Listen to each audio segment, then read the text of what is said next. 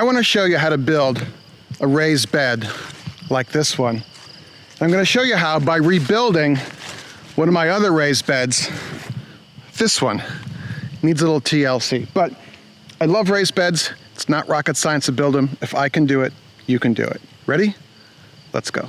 Make, fix, grow, cook. GardenFork. So this bed is probably 12 years old, and this is untreated lumber. I've switched to using treated lumber. Controversy, I know. Video at the end will explain that, okay? There'll be a link at the end, so stick around for the end of the video. But this puppy needs to be redone, and I thought, I'll show you how to build one by rebuilding one, all right? Isn't that beautiful? My whole garden is raised beds for a couple reasons, which I talk about in some of the other raised bed videos. The link will be at the end of the show and below. But it just makes life easier, I think. And they're not hard to build. People may want to make it complicated. I'm all about making it simple. The main ingredient, the most important thing here is your wood. This is a copper treated, pressure treated wood that will last a lot longer. I like my beds 4 foot wide, and I think these are gonna be 14 feet long. And you can, usually at the lumberyard, they will cut these down for you, or you should just get your own circular saw and cut them yourself. Wear safety gear when you're cutting wood, okay? I don't know if you can see with the video, but this bed has kind of bowed outward. How's that, bowed outward? That looks weird. From basically, I think from frost heave, really. So I'm not gonna do it on this one because basically I forgot to buy the wood. I can slot it in later, but you can put a little crossbar in there as well. So think about the lumber you're gonna need, how high you want the bed, but let's just get to work instead of me talking, okay?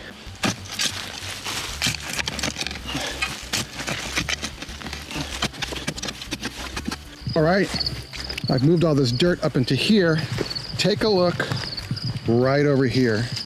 Do you see these brackets here? Notice that the brackets, well, I'll take them out, show you, but the screws in the brackets are intact as the wood is falling apart. So don't sweat the brackets, just well, we'll talk about brackets in a minute, but just note the condition there.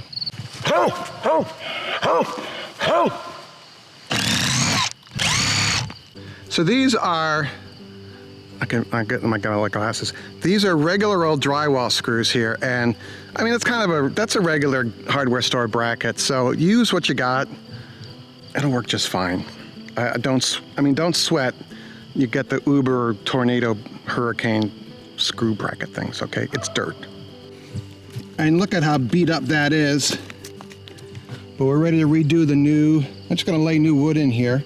See these brackets? Brackets are just fine.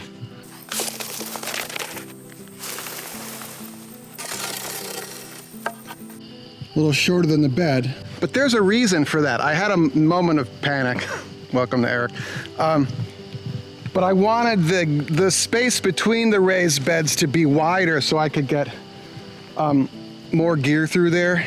So this, I'm gonna shorten this a little bit, and that's okay. It means more shoveling. Thank you, Eric. Basically, we're making a rectangle out of wood. Doesn't have to be perfect. We're not going to the moon here. We're just growing vegetables and flowers, right? Me and you. Done is better than perfect. Just keep telling yourself that. I'm gonna reuse these brackets. They're just fine. You could also use these angled brackets that are used for roof trusses. They're galvanized. And then I've got just some coated deck screws here. What do you got in your shop? Probably will work. I like the coated ones because they're easier to get out if I ever have to redo this. The long piece gets a bracket that is flush with the end. There's a reason for this that will become evident a little later in the video, okay? So then line this up. I've got a piece of wood under here to help make it all level. Line this corner up so it's flush, and then we're gonna screw this in. Nice. Oh, I got the the thing left in there. I'll link to all my tools I'm using. I really like this impact driver. I'm missing my screw holder thing, so I'm making do with what I got, which is this, okay? Oops. Hard with the camera. You're holding the camera and screwing the thing. Another raised bed here for my blueberries. There's a video about that. Oh, what are you doing, huh? What are you doing? All right, before we talk about soil, putting in soil in the raised bed, what kind and all that, let's talk about a couple add-ons you can do. Trellises, all these things talked about, I'll link to the videos at the end.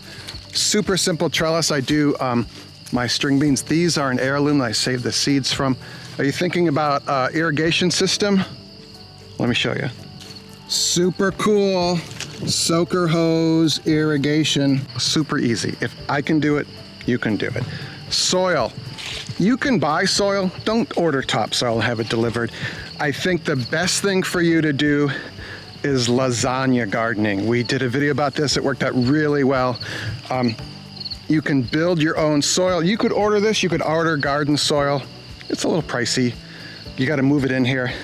Lasagna gardening, you layer, and it's really cool to watch happen, and it makes amazing soil. I've got a bunch more videos about how to use your raised beds, trellises, drip irrigation.